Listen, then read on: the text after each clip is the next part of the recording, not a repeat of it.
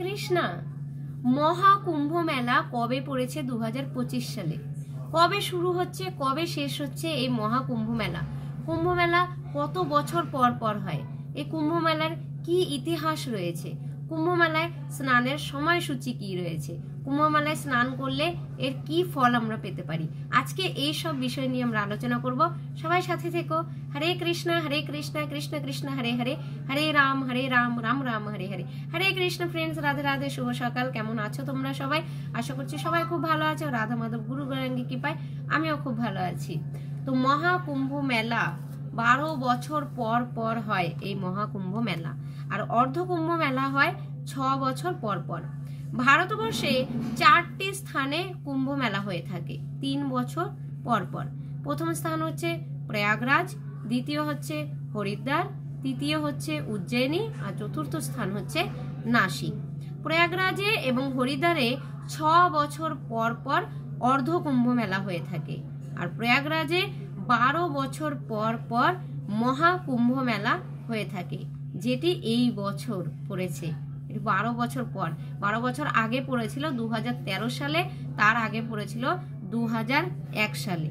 তো এই বছর কবে শুরু হচ্ছে মহাকুম্ভ মেলা? এবছর শুরু হচ্ছে 13 জানুয়ারি থেকে 26 ফেব্রুয়ারি। মোটামুটি 1.5 মাস থাকছে এই মেলা। পৌষ মাসের পূর্ণিমা তিথি থেকে শুরু হচ্ছে এই মহাকুম্ভ মেলা, আর শেষ হচ্ছে মহাশিবরাত্রির দিন। তো এই 12 বছর পর হতে চলেছে প্রয়াগরাজে মহাকুম্ভ মেলা। ধারণা করা যাচ্ছে যে এই বছর মেলায় সমাগম হবে 30 কোটি ভক্তর। বুঝতে পারছো? তো আমরা এই ভিডিওর মধ্যে লাস্টের দিকে দেব যে স্নানের মহাকুম্ভ মেলায় স্নানের সময়সূচি কি, সেটা তো লাস্টে থাকবেই।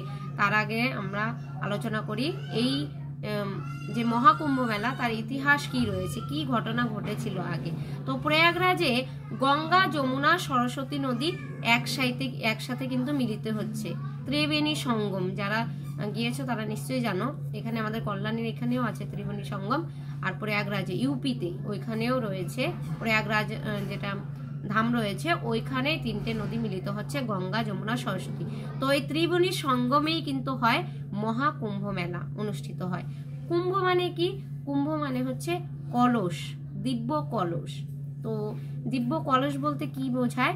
তো একবার ভগবানের নির্দেশে, মানে মানুষের মধ্যেই 2 রকম ভাবনাপন্ন থাকে, একটা দৈবিক ভাবাপন্ন আর একটা অসুর ভাবনাপন্ন, তাই তো? মানুষ দেখতে একই রকম, কিন্তু ওদের ধারণা মনোভাবনা 2 রকম থাকে, অসুর প্রবৃত্তি। আর যেমন কশ্যপ মুনির 2 স্ত্রী, এক স্ত্রীর সন্তানগুলো হয়েছে দৈব গুণ সম্পন্ন, আরেক স্ত্রীর সন্তানগুলো হয়েছে অসুর গুণ সম্পন্ন।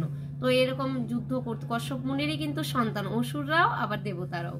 তো এইভাবে ওরা যুদ্ধ করতে থাকতো একে অপরের ভালো মন্দ বিচার করে করে। তো একবার ভগবানের নির্দেশে উনি বললেন যে তোমরা মিলে সমুদ্র মন্থন করো। তো দেবতারা তো রাজি হয়ে গেছে, ভগবানের নির্দেশে ওরা চলে, সবসময় সৎপথে চলে। তো ওরা দেখলো আমরা আনন্দে কারণ সমুদ্র মন্থনের হিসেবে আমরা অনেক কিছু জিনিস পাবো, তার ফলে আমরা আনন্দ সহকারে থাকতে পারবো স্বর্গে। তো অসুররাও দেখলো যে সমুদ্র মন্থনের দ্বারা তো অমৃত লাভ হবে, তো আমরা সেই অমৃত পান করে অমর হয়ে যাব। তার জন্য অসুররাও রাজি হয়ে গেল। তো ভগবানের নির্দেশে ওরা সমুদ্র মন্থন করতে চলে গেল।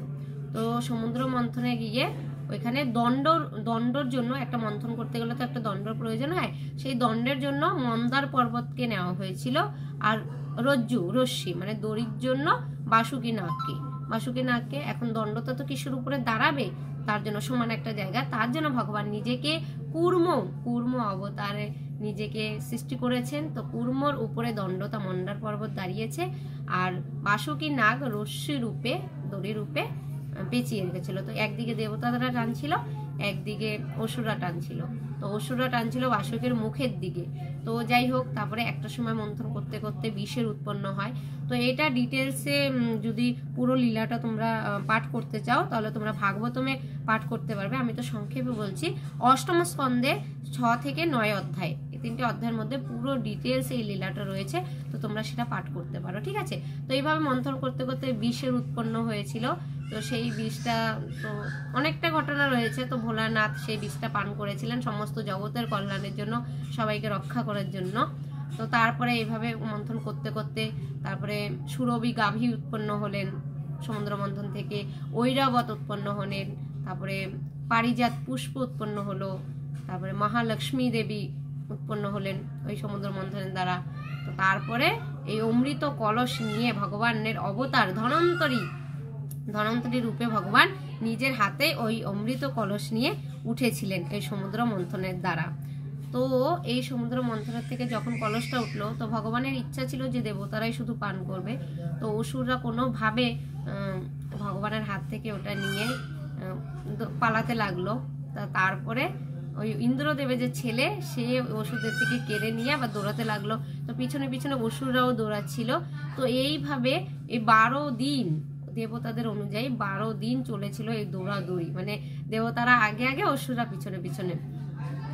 তারপরে তো আবার নিয়ে নিয়েছিল, সেটা অনেক লীলা রয়েছে। ভগবান তারপরে মোহিনী রূপ ধারণ করে অসুরদের থেকে কিভাবে নিয়ে এসেছিল সেটা তো তোমরা শ্রবণ নিশ্চয়ই করেছো, আর না হলে যেটা বললাম যে ভাগবতমে গিয়ে তোমরা পাঠ করতে পারো, তাহলে বুঝতে পারবে ডিটেলসে। তো ওই দেবতারা আর অসুরাই দৌড়াদৌড়ি করতে করতে 12 দিন তো দৌড়িয়েছে। তো এক এক জায়গায় ওরা 3 দিন করে ছিল, লুকাছুপি খেলে চলছিল। তো এই 4টেই জায়গা হচ্ছে এই যে প্রয়াগরাজ, হরিদ্বার, উজ্জয়িনী আর নাসিক। তো এই 4টে জায়গায় গিয়ে ওরা 3 দিন থেকেছিল। তো কেন এই যে অর্ধকুম্ভ মেলা 6 বছর পর পর হয়, মহাকুম্ভ মেলা 12 বছর পর পর হয়? কারণ হচ্ছে যে দেবতাদের একদিন মানে হচ্ছে আমাদের মনুষ্য জীবনের 1 বছর। তো তার জন্য ওরা এক এক জায়গায় 3 দিন করেছিল, মানে 3 বছর পর পর ওই যে কুম্ভ মেলা হয় যেটা, আর 12 বছর পর পর হচ্ছে এটা হচ্ছে মহাকুম্ভ মেলা, ঠিক আছে। তো এই দৌড়াদৌড়ি ছুটাছুটি করতে করতে এই 4টে জায়গাতে কলসটা রাখা হয়েছিল, আর দৌড়াদৌড়ি ছুটা করতে করতে 1-2 ফোঁটা করে এই জায়গাগুলোতে অমৃত পড়েছিল। তার জন্য এই পবিত্র স্থানগুলিতে এই কুম্ভ মেলা অনুষ্ঠিত হয়। তো এই কুম্ভ মেলায় স্নান করলে কি ফল, দেখো, কেউ যদি এই কুম্ভ মেলায় অংশগ্রহণ করে স্নান করে, তাহলে তার পূর্ব জন্মের যত আমাদের পাপ রাশি আছে সব একদম শেষ হয়ে যাবে, বিনষ্ট হয়ে যাবে। তো এই কুম্ভ মেলায় 6টি তিথি থাকে স্নান করার, কিন্তু সব থেকে পবিত্র হচ্ছে শাহী স্নান, সেটা হচ্ছে মৌনী অমাবস্যা। এই স্নানটাই বেশিরভাগ ভক্তরা করে। তো তোমরা তোমাদের পক্ষে যদি সম্ভব হয় তোমরা এখানে গিয়ে করতে পারো। প্রয়াগরাজে এবার পড়েছে মহাকুম্ভ মেলা উত্তরপ্রদেশে। তো প্রচুর ভক্তের সমাগম হয়, এবার তো আশাই করা যাচ্ছে 30 কোটি ভক্তের সমাগম হবে। তো তার জন্য আয়োজনও খুব ভালোভাবে থাকে। আমাদের ইসকন থেকেও ওইখানে গিয়ে একটা ক্যাম্প করা হয়, আর ওইখানে নানা রকমের সুযোগ সুবিধা থাকে। আমি অবশ্য যাইনি কোনোদিনও, আমি শুনেছি, ক্লাসে শুনছিলাম। তো প্রভুপাদজি এই জিনিসটা খুব প্রচার করেছেন যে ওইখানে যেহেতু হাজার হাজার কোটি কোটি ভক্তদের সমাগম হয়, তাই ওইখানে প্রচারের একটা ভালো জায়গা। তো ইসকন থেকে লক্ষ লক্ষ ভক্তদেরকে ওইখানে মহাপ্রসাদ বিতরণ করা হয়, তারপরে গ্রন্থ বিতরণ করা হয়, নানা রকমের সাহায্য করা হয়। তো তোমরা যদি যাও অবশ্যই যাবে, আর ভগবানের কাছে প্রার্থনা করো যাতে আমারও যাতে যাওয়া হয়। তো ভিডিওর শেষের মধ্যে আমরা দিয়ে দিচ্ছি স্নানের সময়সূচি। তো ভিডিওটি ভালো লাগলে লাইক শেয়ার কমেন্ট করে পাশে থেকো।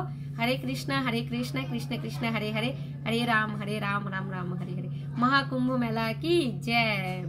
তো দেখা হচ্ছে পরে নেক্সট ভিডিওতে। সবাই ভালো থাকবে, সুস্থ থাকবে, কৃষ্ণ ভাবনায় ভাবিত হয়ে থাকবে। হরে কৃষ্ণ, রাধে রাধে।